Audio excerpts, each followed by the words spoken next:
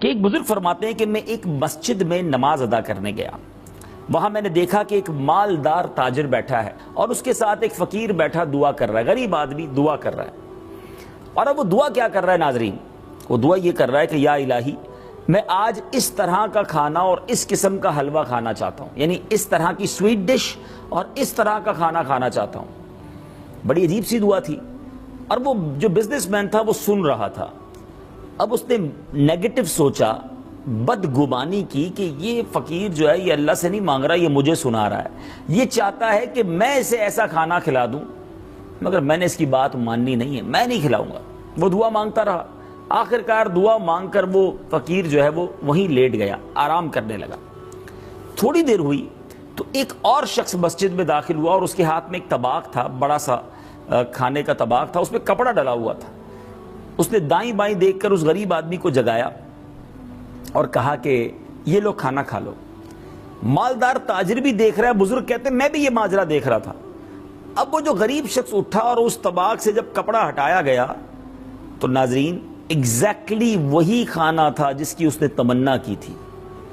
فقیر نے تھوڑا سا کھانا کھایا، اس اللہ والے نے، اور جو کھانا لے کر آیا تھا اس کو دعا سے نوازا کہ اللہ تمہارا بھلا کرے، تمہیں خوش رکھے۔ وہ جب کھانا باقی لے کر واپس جانے لگا تو اس مالدار تاجر نے اس کھانا لانے والے شخص کو پکڑ لیا اور کہا رکو تو صحیح، میری بات تو سنو۔ کہا فرمائیے۔ کہا ایک بات بتاؤ، تم اس غریب آدمی کو پہلے سے جانتے تھے؟ اس نے کہا نہیں، میں تو اس کو نہیں جانتا تھا، یہ سب سے پہلی آج ہماری ملاقات ہوئی ہے۔ تو کہا یہ تو بتاؤ کہ ایگزیکٹلی یہی کھانا لے کر تم مسجد میں کیوں آئے اور اس کو تلاش کر کے کیوں کھلایا؟ اس کے پیچھے کیا راز ہے؟ اب اس شخص نے جو اپنا واقعہ بتایا بہت ایمان افروز ہے۔ وہ شخص کہتا ہے کہ میں بھی ایک غریب شخص ہوں اور مزدور ہوں، روزانہ مزدوری کرتا ہوں، تھوڑے سے پیسے کماتا ہوں، گھر لاتا ہوں اور بیوی بچوں کا پیٹ پالتا ہوں۔ میری زوجہ اور بیٹی نے سال بھر سے اس قسم کے کھانے کی خواہش کی ہوئی تھی، مگر میرے پاس پیسے ہی نہیں ہوتے تھے۔ آج تھوڑی سی مزدوری جو ہے میری اچھی بن گئی، ایک مسکال یعنی 4.5 ماشا سونا مجھے ملا، یعنی آج کی زبان میں یہ کہوں کہ تقریباً 4 گرام سونا جو ہے اس شخص کو مزدوری میں ملا۔ اس نے سوچا کہ بیوی بچوں نے پرٹیکولر کھانے کی فرمائش کی ہے، آج اس کو پورا کر دیتے ہیں۔ میں مثال کے طور پہ آپ کو سمجھانے کے لیے کہ گویا گھر والوں نے چکن بریانی اور گاجر کے حلوے کا ارادہ کیا ہوا ہے، تو کیوں نہ آج اپنے بچوں کو خوش کیا جائے اور ان کے لیے وہی کھانا بنا دیا جائے۔ تو کہتا ہے میں وہ سامان لے کر آیا، اپنی زوجہ کو دیا کہ یہ کھانا بناؤ۔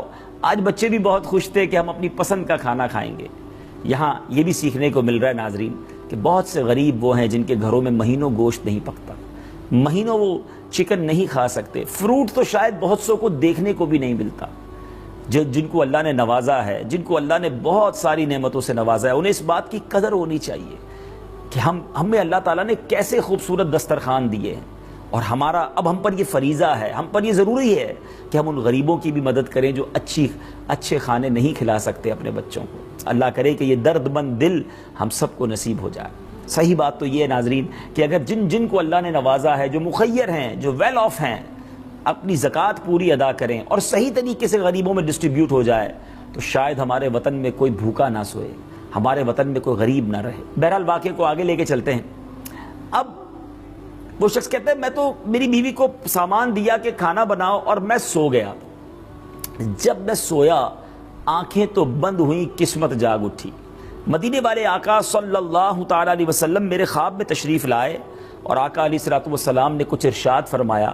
آقا نے فرمایا آج تمہارے علاقے میں اللہ عز و جل کا ایک ولی آیا ہوا ہے، اس کا قیام مسجد میں ہے، جو کھانے تم نے اپنے بیوی بچوں کے لیے تیار کروائے ہیں ان کھانوں کی اسے بھی خواہش ہے، اس کے پاس لے جاؤ، وہ اپنی خواہش کے مطابق کھا کر تمہیں واپس کر دے گا، بقیہ اللہ تعالیٰ تیرے لیے برکت عطا فرمائے گا اور میں تیرے لیے جنت کی ضمانت دیتا ہوں۔ اللہ اکبر۔ وہ کہتا ہے میری آنکھ کھلی، مجھے تو گویا انعام مل گیا، نبی پاک کا دیدار بھی مل گیا۔ میں نے وہی کھانا اٹھایا، اس غریب کو کھلایا ہے، دیکھو اس نے کھایا بھی تھوڑا ہی ہے، اب واپس اپنے بچوں کو بھی کھلا دوں گا، اور نبی پاک نے بشارت بھی سنا دی ہے۔ سبحان اللہ، سبحان اللہ۔ اب اس تاجر کی کیفیت بڑی بدل گئی، یہ سوچنے لگا کہ میں تو نیگیٹو سوچ رہا تھا، میں تو یہ سوچ رہا تھا کہ یہ بندہ دعا مجھے سنانے کے لیے کر رہا ہے، مگر یہاں تو ماجرا ہی کچھ اور ہے، یہ اللہ کا نیک بندہ ہے اور اس کے کھانے کا انتظام کس غیبی طریقے سے ہو رہا ہے۔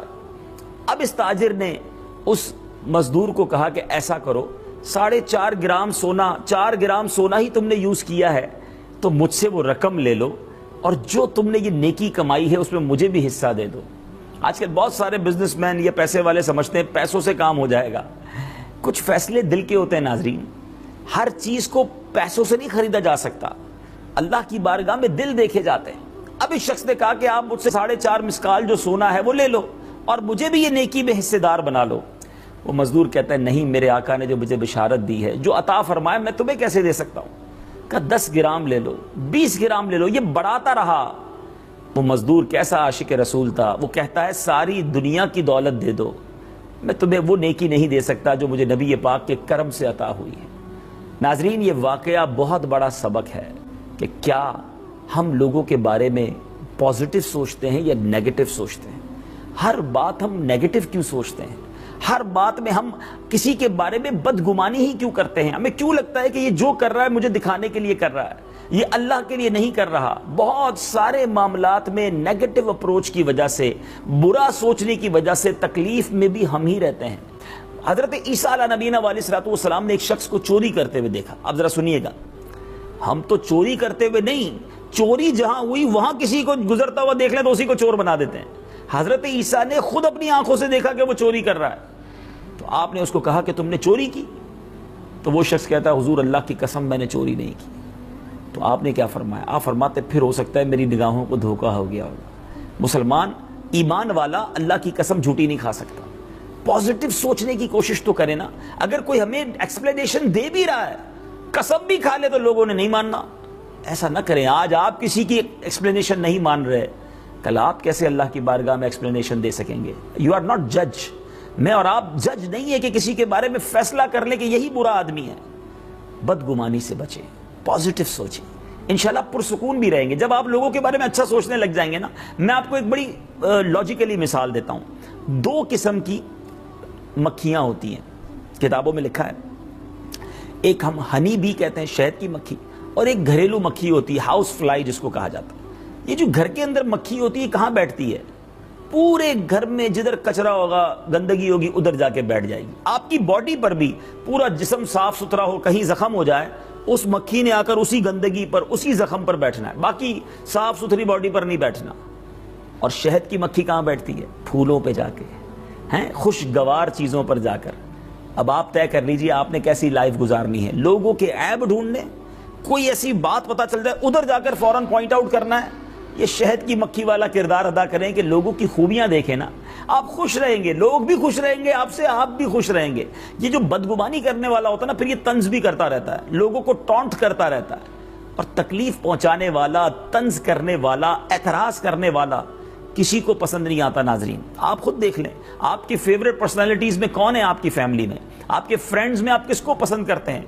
अपने खानदान के बुजुर्गों में किसके पास जाकर बैठना पसंद करते हैं? जो हौसला अफजाई करते हैं, जो मुस्कुरा कर मिलते हैं, जो पीठ थपकते हैं, वो बड़े अच्छे लगते हैं। और जो डांटते हैं, झड़कते हैं, तंज करते हैं, टॉन्ट करते हैं, लोग उनके करीब बैठना पसंद नहीं करते। अगर आप भी हर दिल अजीज बनना चाहते हैं ना, तो हुस्ने ज़न रखना शुरू कर दें, लोगों की खूबियों पर उन्हें अप्रिशिएट करना शुरू कर दें। इंशाल्लाह ये बदगुमानी भी दिल से निकल जाएगी और आप बड़ा रिलैक्स फील करेंगे। अच्छा, एक और बड़ा प्रॉब्लम ये कि बुजुर्गों के बारे में भी बदगुमानी लोग करते हैं, अल्लाह वालों के बारे में, औलिया किराम, उलमाए किराम। यानी हमारी औकात है कि हम अल्लाह के नेक बंदों के बारे में बदगुमानी करें, उन्हें चेक करें। लोग कहते हैं जरा इम्तिहान लेना है। आला हजरत इमाम अहले सुन्नत ने एक बड़ा प्यारा वाकया तहरीर फरमाया। आप कहते हैं कि एक बादशाह एक बुजुर्ग के दरबार में गया, बुजुर्ग अल्लाह वाले थे। तो बादशाह ने कहा मैं देखूंगा अगर ये बुजुर्ग मेरे दिल के अंदर की कैफियत को जांच लेंगे ना, फिर मैं मानूंगा ये अल्लाह वाले हैं। तो उन बुजुर्ग के सामने बहुत सारे सेब पड़े हुए थे। तो वो बादशाह ने दिल में सोचा ये जो सबसे ऊपर लाल वाला सेब है ना, अगर यही मुझे उठा कर दे दे तो मैं मान जाऊंगा ये अल्लाह के वली हैं। हमारे बहुत सारे नाजरीन ऐसे होंगे जो औलिया किराम की शर्त ही करामत समझते हैं।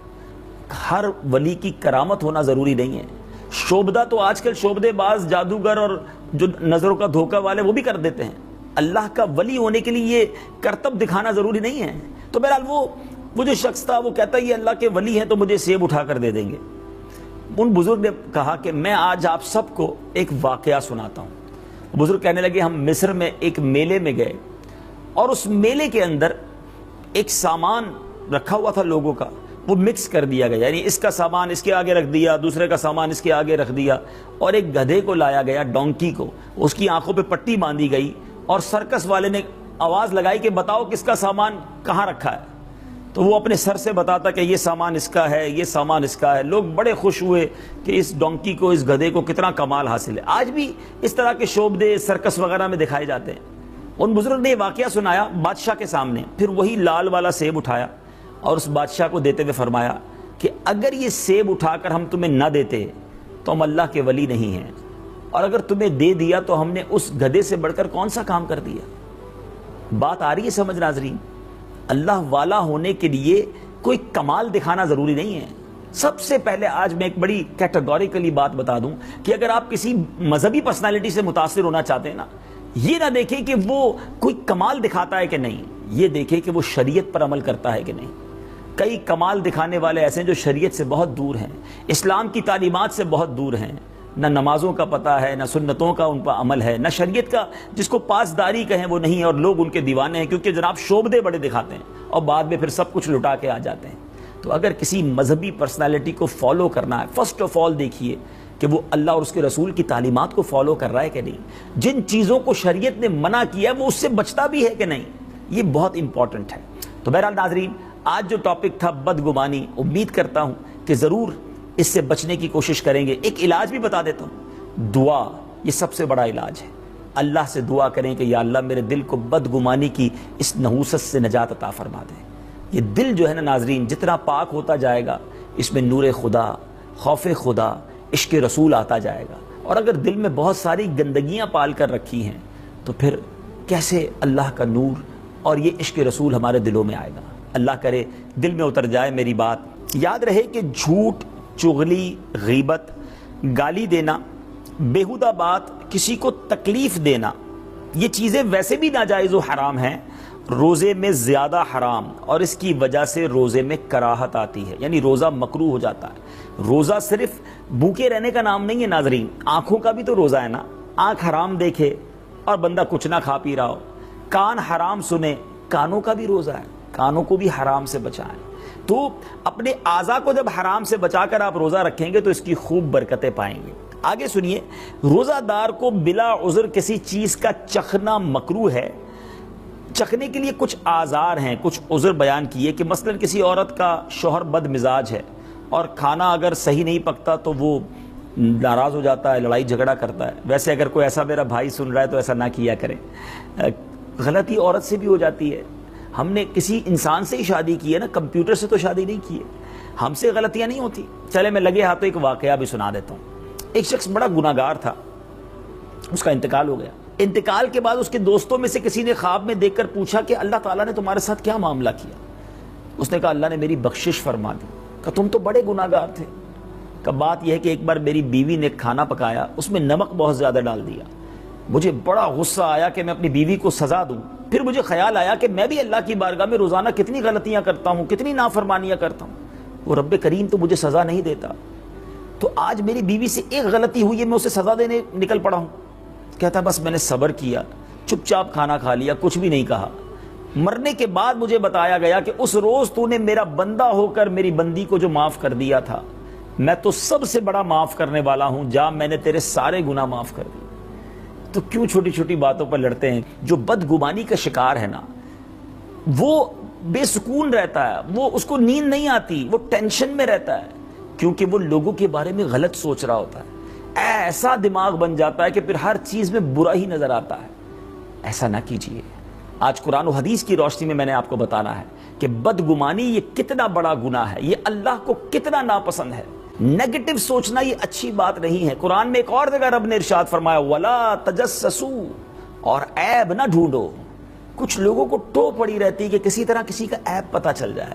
اچھا، عیب ڈھونڈنا یہ الگ گناہ ہے، اور عیب بنا دینا اپنی ہی امیجنیشن میں، اپنے ہی خیال میں کسی کے بارے میں برا ہی سوچتے رہنا، یہ الگ بڑا گناہ ہے۔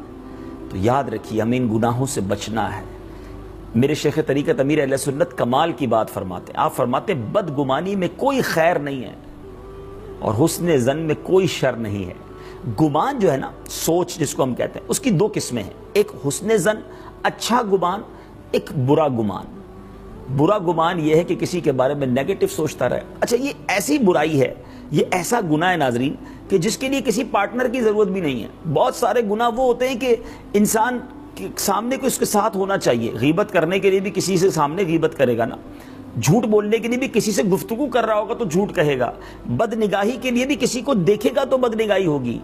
مگر بدگمانی یہ ایسا گناہ ہے کہ انسان اکیلے کمرے میں بیٹھا ہو اور برا سوچتا رہے، نیگیٹو سوچتا رہے کسی کے بارے میں، اور پھر اس کو دل میں جما لے۔ یہاں ایک بات ضرور کلیئر کر دیتا ہوں کہ کبھی کبھی کسی کے لیے دل میں گمان آتا ہے کہ یار یہ غلط کر رہا ہے، یہ بات ٹھیک نہیں ہے۔ اب اس کا گناہ نہیں ہے، کیونکہ آپ کو صرف خیال آیا ہے۔ گناہ کب ہوگا، یہ حرام کب بن جائے گا، جب اس خیال کو دل میں بسا لیں اور اس کے مطابق عمل کرنا شروع کر دیں۔ لا یکلف اللہ نفسا الا وسعها، اللہ قرآن میں ارشاد فرماتا ہے کہ ہم کسی جان پر اس کے جو اٹھانے کا جو بوجھ اٹھانے کی طاقت ہے اس سے زیادہ بوجھ نہیں ڈالا جاتا، یعنی ہم پر اتنی ہی بوجھ ڈالا جاتا ہے جس کی ہم سکت رکھتے ہیں۔ تو اب میں نے اور آپ نے یہ سوچنا ہے کہ ہم بدگمانی میں کہیں گرفتار تو نہیں ہیں۔ اچھا، ہو سکتا ہے کہ میں نے یہ جو باتیں کی ہیں اس پر کسی کو خیال آ رہا ہو کہ بات تو یہ ٹھیک کر رہے ہیں، نیگیٹو نہیں سوچنا چاہیے، پازیٹیو رہنا چاہیے، لیکن میں تو ایسا نہیں کرتا۔ چلیں میں آپ کو چند مثالیں دے دیتا ہوں کہ کیا ہم ایسا کرتے ہیں کہ نہیں کرتے۔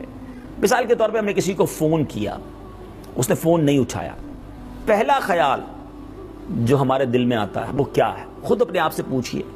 اگر تو یہ آتا ہے کہ ہو سکتا ہے بیزی ہوگا، نماز پڑھ رہا ہوگا، آرام کر رہا ہوگا، there are so many ways، کہ بہت ساری وجوہات ہوتی ہیں جس کی وجہ سے میں اور آپ فون بھی نہیں اٹھاتے، لیکن کچھ لوگوں کی عادت ہوتی ہے، ہاں بھائی بڑا آدمی ہو گیا ہے، میرا نمبر دیکھ لیا نا اس لیے فون نہیں اٹھا رہا، پہلے کام پڑتا تھا تو روز فون کرتا تھا، آج دیکھو پیسے آ گئے ہیں تو اس لیے فون نہیں اٹھاتا۔ مجھے بتائیے، یہ بدگمانی نہیں ہے؟ یہ نیگیٹو اپروچ نہیں ہے؟ اس نے فون نہیں اٹھایا لیکن ہم گناہ میں مبتلا ہو چکے ہیں۔ کسی کے گھر گئے، دروازہ نوک کیا، بیٹے نے آ کر کہا کہ ابو گھر پہ نہیں ہے، پہلا تھاٹ، پہلا خیال کیا آتا ہے؟ اندر ہوگا، بیٹھا ہوگا، بیٹے کو بھیج دیا، ملنا نہیں چاہ رہا۔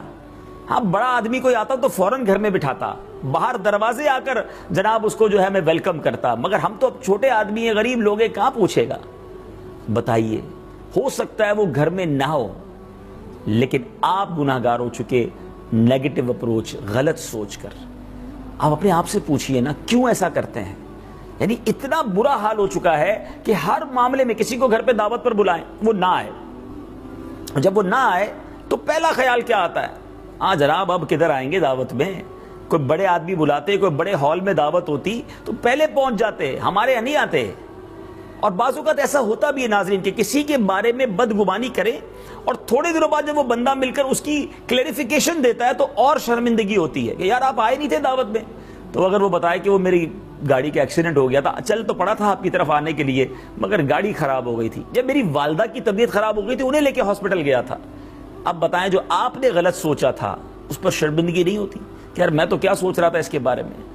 کیوں نیگیٹو سوچیں؟ کیا پازیٹیو نہیں سوچا جا سکتا کہ ہو سکتا ہے کوئی مجبوری ہو گئی ہو سکتا ہے کوئی وجہ ہوگی نہیں آئے ہمارے یہاں۔ آپ کی دعوت میں آنا، آپ کا فون اٹھانا، آپ کو اپنے گھر میں بلانا ان پر شرعاً واجب نہیں تھا، مگر ہمارا یہ رانگ ایٹیٹیوڈ، یہ غلط سوچ، یہ نیگیٹو اپروچ ہمیں گناہوں میں مبتلا کر دیتی ہے، اور اس بری سوچ کی وجہ سے خاندان ٹوٹ رہے ہیں، فیملیاں دور ہو رہی ہیں، دوستوں میں محبت کم ہو گئی ہے۔ اب مثال کے طور پہ گھر کے اندر کسی کو صحیح طریقے سے جواب نہ دیں، ہو سکتا ہے بندہ کچھ سوچ رہا ہوتا ہے، بعض اوقات مسکرا کے نہیں ملتا، فوراً سامنے والا سمجھ جاتا ہے کہ یہ جو ہے نا مجھ سے سیٹ نہیں ہے، یہ میرے بارے میں بڑا غلط سوچتا ہے، مجھے مسکرا کے بات ہی نہیں کی، میری بات کا ہوں ہاں کر کے جواب دے دیا، حالانکہ ہو سکتا ہے وہ بیچارہ خود کسی پریشانی میں مبتلا ہو، لیکن سامنے والے نے فوراً ناراض ہو جانا ہے، فوراً نیگیٹو سوچ لینا ہے کہ تکبر آ گیا ہے، اب تو بڑا آدمی ہو گیا ہے۔ اور یہ جو خاص طور پر جوائنٹ فیملی ہوتی ہے، اللہ نہ کرے اگر بدگمانی کی عادت ہونا تو اس میں تو روزی بدگمانی ہو رہی ہوتی ہے کہ ذرا سی اپنی والدہ کی طرف توجہ بیٹے نے کم دی تو بہو سے بدگمان ہو گئی کہ بہو نے پٹی پڑھائی ہوگی، اچھا ذرا سا بیوی کی طرف توجہ کم ہو گئی تو اب وہ فوراً ساس سے بدگمانی کی، امی کے پاس سے ہو کر آئے نا تو امی نے کہا ہوگا اب زیادہ اس سے بات نہیں کرنی، زیادہ توجہ نہیں دینی ہے، حالانکہ نہ ماں کو پتا ہے نہ بہو کو پتا ہے، مگر دونوں نے سوچ لیا ہے۔ آپ سوچئے تو صحیح، اتنا گندا ذہن ہو گیا ہے، اتنا نیگیٹو سوچنا ہم شروع ہو گئے۔ دوستوں کے بارے میں یعنی ایسا عجیب معاملہ ہے، ساتھ بیٹھے ہوں اور کوئی مسکرا کر زیادہ دیکھ رہا ہو نا، جس کے مائنڈ میں ہی یہ پرابلم ہے. ہاں کچھ لوگوں کو واقعی پرابلم ہے ناظرین، اس کو زیادہ مسکرا کر دیکھے تو کہتا ہے یار یہ سازش کر رہا ہے میرے خلاف، بہت مسکرا کے دیکھ رہا ہے، لگتا ہے میری کسی بات پر میرا مذاق اڑا رہا ہے. اب کر لیں بات، مسکرانے پر بھی ٹینشن ہے. اچھا کسی کو بیٹھے سنجیدگی سے دیکھتے رہیں، مسکرائیں نا، تو کہتا ہے یہ میرے بارے میں یہ کوئی پلاننگ کر رہا ہے اس لیے مسکرا نہیں رہا تھا. اب بندہ سوچے مسکرا کے بات کریں یا نہ کریں. تو یہ وہ ایشوز ہیں، یہ چھوٹی باتیں ہو سکتا ہے کہ کئی ناظرین کو لگ رہی ہوں، لیکن یہ شرعاً گناہ ہے، یہ نافرمانی ہے رب کی. کسی مسلمان کے لیے برا سوچنا، نیگیٹو سوچنا. کسی کے گھر جاتے ہیں، وہ اپنے گھر پہ بعض اوقات بلاتے ہیں کہ آئیے ذرا نیا گھر لیا ہے، اچھا اس کے گھر جا کر بڑی دعوت بھی کھا لیں گے، بڑا اس کو اپریشیٹ بھی کر دیں گے، مبارکباد بھی دیں گے، لیکن باہر نکل کر کیا گفتگو ہوتی ہے؟ 2 نمبر کے پیسوں سے گھر بنایا ہے. اللہ اکبر. ذرا آپ سوچئے، اللہ دینے والا ہے، اللہ نواز رہا ہے، آپ کو پرابلم کیوں ہو رہی ہے؟ یہ بدگمانی جو ہے نا، یہ یوں سمجھیے ایک ایسا راستہ ہے جو کئی گناہ کے دروازے کھولتا ہے. اسی سے حسد ہو جاتا ہے. اور یہ جو میں نے مثال دی نا کہ کسی کی نعمت دیکھ کر کسی کو پرابلم ہو، یہ حسد ہے، اور حسد بھی جہنم میں جانے والا کام ہے، اور یہ دلوں میں بس جاتا ہے. جس کے دل میں حسد ہو، یاد رکھیے حدیث پاک کا مضمون ہے کہ حسد ایمان کو اس طرح برباد کر دیتا ہے جس طرح سرکہ شہد کو برباد کر دیتا ہے. لیکن بدگمانی کی وجہ سے اب حسد کی طرف چلے گئے. مارکیٹ میں اگر کام کر رہے ہوتے ہیں، مجھے دکاندار سن رہے ہوں گے، کسی کی دکان نہیں کھلے اور کھلتے ہی ترقی ہو جائے، اب بدگمانی شروع کی، اس نے کوئی تعویذ کروایا ہوگا، یہ جناب کوئی 2 نمبر کا کام کر رہا ہے اس لیے بہت آگے بڑھ گیا ہے. ہمیں کیوں پرابلم ہو رہی ہے اگر اللہ کسی کے رزق میں برکت دے رہا ہے؟ اپنے آپ سے پوچھئے نا. اچھا کوئی بیچارہ رمضان کا مہینہ ہے اور اس نے ہاتھ میں تسبیح لے لی کہ یار سارا سال تو میں ذکر و اذکار نہیں کر سکا، درود نہیں پڑھ سکا، اب میں نے پروگرام بھی دیکھا، اب میں روز درود پاک پڑھوں گا. تسبیح لے کر مارکیٹ میں آ گیا اور دکان پہ بیٹھ کے تسبیح پڑھ رہا ہے. تو سامنے والے نے یہ پازیٹیو سوچنے کی بجائے کہ کتنی اچھی بات ہے یار، اس نے ماشاءاللہ اللہ کا ذکر شروع کر دیا، میں بھی شروع کر دوں. یہ کوئی وظیفہ لے کر آیا ہے اور پڑھ کر مجھ پر پھونک رہا ہے تاکہ میرا کاروبار ڈاؤن ہو جائے، اس کا کام ترقی ہو جائے. اب سوچئے ناظرین، یہ جو گندا دل ہے نا، یہ جو برے تھاٹس ہیں، یہ ہمیں کہاں لے جا رہے ہیں؟ اچھا وہ اللہ کا ذکر کر کے، وہ درود پاک پڑھ کے ترقی کر رہا ہے، اللہ کی قرب پا رہا ہے، رحمتیں برس رہی ہیں، اور میں بدگمانی کر کے حرام اور گناہ میں مبتلا ہو رہا ہوں. اپنے بارے میں ہمیں سوچنا ہے. یہ ایسی بہت ساری مثالیں میں دے سکتا ہوں. کسی دوست کی ترقی ہو جائے، ہم ایک ہی ساتھ آفس میں کام کرتے ہوں، ساتھ ہی آفس جانا آنا ہو، بڑی محبت بھی ہو، اچانک پتہ چلے کہ باس نے اس کی تنخواہ بڑھا دی ہے یا اس کا گریڈ بڑھ گیا ہے، پہلا خیال کیا آتا ہے کہ یار یہ چاپلوسی کرتا ہوگا، اس نے کوئی رشوت دی ہوگی. اللہ اکبر. یعنی اللہ عطا فرما رہا ہے اور تمہیں تکلیف ہو رہی ہے. یہ کتنا برا خیال ہے، یہ کتنی نیگیٹو اپروچ ہے. ایسا نہ کیجیے، اچھا سوچئے. لوگوں کے لیے اگر کسی کی کوئی ایپ پتہ بھی چل جائے نا، یعنی مثال کے طور پہ ہمیں ایسا لگ رہا ہے کہ اس شخص نے یہ اس علاقے میں گیا ہے نا، یہ علاقہ اچھا نہیں ہے، یہ یہاں کیوں نظر آ رہا ہے، تو فوراً نیگیٹو سوچنے کی بجائے ہم پازیٹو سوچیں. یار کسی کو چھوڑنے گیا ہوگا، ہو سکتا ہے کوئی وجہ ہوگی، کوئی ضروری بات ہوگی، مجھے کیا پرواہ. فوراً ہم کسی کے بارے میں نیگیٹو کیوں سوچنے لگ جاتے ہیں کہ نہیں یہ کام کرتا ہوگا، اس کی یہ عادت ہوگی، یہ فلاں کے ساتھ نظر آیا نا تو فلاں تو بہت برا آدمی ہے، تو یہ اس کے ساتھ ہے تو یہ بھی برا ہے. فوراً رزلٹ نکال لیتے ہیں. یہ میری بہنوں میں بھی بہت عادت ہوتی ہے. نہ کیا کریں ایسا، یہ گمان کہیں جہنم میں نہ لے جائے. رمضان میں ہم نے بہت ساری چیزوں کو صاف کرنا ہے اور آج دل کو بدگمانی سے بھی صاف کرنا ہے. میری بہنیں آپس میں فیملی کے اندر پازیٹیو سوچنا شروع کر دیں کہ فلاں کو اللہ نے اگر کوئی ترقی دے دی، کسی بہن کو اللہ نے ایسا اچھا گھر دے دیا، اس کے گھرانے میں اسے خوشی مل گئی، تو آپ بھی خوش ہونا. ہمارے بزرگ بڑی پیاری بات فرمایا کرتے ناظرین، سب کا بھلا سب کی خیر، سب کے بھلے میں اپنی خیر. جو سب کا بھلا سوچتا ہے نا، اللہ اس کا بھی بھلا فرما دیتا ہے. جو سب کے لیے پازیٹیو سوچتا ہے، نیگیٹو نہ سوچا کریں. کوئی نہ کوئی آپ کوشش کریں کہ اس میں اچھا پہلو نکال لیں، حسن ظن نکالیں. ایسا لگتا ہے کہ ہر گھر میں اور تقریباً ہر دل میں یہ پرابلم، یہ بیماری گھر کر چکی ہے، اور اس کی وجہ سے ہم اپنوں سے دور ہوتے جا رہے ہیں، محبتیں کم ہوتی جا رہی ہیں، اپنائیت میں کمی آتی جا رہی ہے، اور بے چینی، بے سکونی بڑھتی جا رہی ہے. موضوع کیا ہے ضرور بتاتا ہوں. پہلے ایک واقعہ سنتے ہیں. الروض الریاحین نامی کتاب میں یہ بڑا ایمان افروز واقعہ موجود ہے. کئی گھروں میں افطار کے وقت لڑائی ہو رہی ہوتی ہے، ڈانٹا جا رہا ہوتا ہے، یہ نمک کیوں تیز ہے تو میٹھا کیوں کم ہے. کوئی بات نہیں. کبھی ویسے اندازہ کرنا ہو نا تو شام کے وقت جب روزہ لگا ہوا ہو, واقعی دھوپ ہو, آپ کچن میں جا کر تھوڑی دیر کھڑے ہو کر دیکھیں, جو افطاری بنا رہی ہیں ان کے ساتھ لڑائی جھگڑا اچھی بات نہیں. انسان ہے, ہو جاتی ہے, اونچ نیچ ہو جاتی ہے. تو بہرحال اگر کوئی ایسی خاتون ہے جن کے شوہر ایسے ہیں, اللہ کرے آج وہ توبہ کر لیں, ایسا نہ کریں, تو ان کے لیے چکھنے کی اجازت ہے. اب چکھنے کی تعریف میں آگے بتاتا ہوں. بالکل اسی طرح اگر کوئی بچہ ہے, دودھ پیتا بچہ ہے, جس کو روٹی چبا کر دینا ضروری ہے اور کوئی اور نہیں ہے جو چبا کر دے دے, تو اب اس کی والدہ کے لیے اس کو چبا کر روٹی دینے کی اجازت ہوگی. مگر چکھنے کی ڈیفینیشن کیا ہے؟ چکھنے سے مراد یہ نہیں کہ تھوڑا سا کھا کر چکھا جائے, تو پھر تو روزہ چلا جائے گا, اور اگر کفارے کی صورت ہوئی تو کفارہ بھی دینا پڑے گا. چکھنے سے مراد یہ کہ زبان پر لگا کر اس کا ذائقہ معلوم کر کے پھر وہ تھوک دیا جائے. کھانے کی یا ایک نوالا کھانے کی اجازت نہیں ہوگی, یہ چکھنے کی اجازت نہیں ہے. تو امید ہے یہ بھی کلیئر ہو گیا. اچھا, پھر اسی طرح گلاب یا مشک وغیرہ سونگھنا, داڑھی وغیرہ میں, سر میں تیل وغیرہ لگانا, سرما لگانا, یہ مکروہ نہیں ہے. ٹھیک ہے, کسی قسم کا عطر بھی لگا سکتے ہیں, اس کو سونگھ بھی سکتے ہیں. اسی طرح تیل کی مالش وغیرہ, جس کو مساج وغیرہ کہتے ہیں, اگر وہ بھی کوئی کرتا ہے روزے میں, تو روزے سے اس میں کوئی فرق نہیں پڑتا. روزے میں مسواک کرنا مکروہ نہیں ہے, یاد رکھیے. مگر کوئی ایسی مسواک ہو جس کے ریشے بہت ٹوٹتے ہوں یا اس کا ذائقہ حلق میں محسوس ہو, تو پھر اس کو استعمال نہ کریں. نارمل مسواک ہے اور آپ مسواک کرنا چاہتے ہیں تو اس میں کوئی حرج نہیں ہے. کچھ لوگوں کو غلط فہمی ہے کہ دوپہر کے وقت روزے میں مسواک نہیں کر سکتے. پیارے آقا علیہ الصلوۃ والسلام روزے میں مسواک فرمایا کرتے اور اس کی اجازت ہے. اب کوئی شخص گرمی میں بہت تھکا ہوا ہے اور ٹھنڈک پہنچانے کے لیے وہ وضو کرتا ہے یا غسل کرتا ہے یا کلی وغیرہ کرتا ہے, تو اس سے بھی روزے میں کوئی اثر نہیں پڑے گا. ہاں, اگر کلی کا پانی حلق کے اندر چلا گیا تو پھر روزہ ٹوٹ جائے گا. بعض میرے بھائی ایسے ہوتے ہیں جو بار بار تھوکتے رہتے ہیں, اور وہ ان کو ایک عجیب سا وسوسہ ہوتا ہے کہ تھوک نگلنے سے روزہ چلا جاتا ہے. تو بالکل ایسا نہیں ہے, آپ تھوک نگل سکتے ہیں, تھوک بار بار پھینکنے کی کوئی حاجت نہیں ہے. اور رمضان المبارک میں ایسا کام کرنا جس سے روزے میں کمزوری آ جائے, وہ مکروہ ہے. مثال کے طور پہ کوئی دھوپ میں مزدوری کرتا ہے, یا نان بائی جو روٹی وغیرہ لگاتے ہیں, اور اتنا شدت کی گرمی میں وہ کام کریں کہ پھر روزہ پورا کرنا مشکل ہو جائے, تو ان کو چاہیے کہ تھوڑے سے گھنٹے کم کر دیں اپنے کام کے, آرام کر لیں, تاکہ روزے کی قوت باقی رہے اور روزہ کمپلیٹ ہو سکے. تو آج مختصراً بہار رمضان سیگمنٹ میں ہم نے روزے کے کچھ مسائل سیکھے. روزہ کن چیزوں سے مکروہ ہو جاتا ہے اور کن چیزوں سے مکروہ نہیں ہوتا, یہ بھی ہم نے سنا. اگلے پروگرام میں انشاءاللہ کچھ اور فیضان رمضان, کچھ اور رمضان کے بارے میں لے کر حاضر ہوں گے. اسلام کی روشنی پروگرام دیکھتے رہیے, اپنی دعاؤں سے نوازتے رہیے. میں آپ سب کے لیے دعا گو ہوں. اللہ کریم ماہ رمضان کی برکتیں ہم سب کو نصیب فرمائے. عشرہ مغفرت جاری ہے, رب کریم ہم سب کی بے حساب مغفرت فرمائے.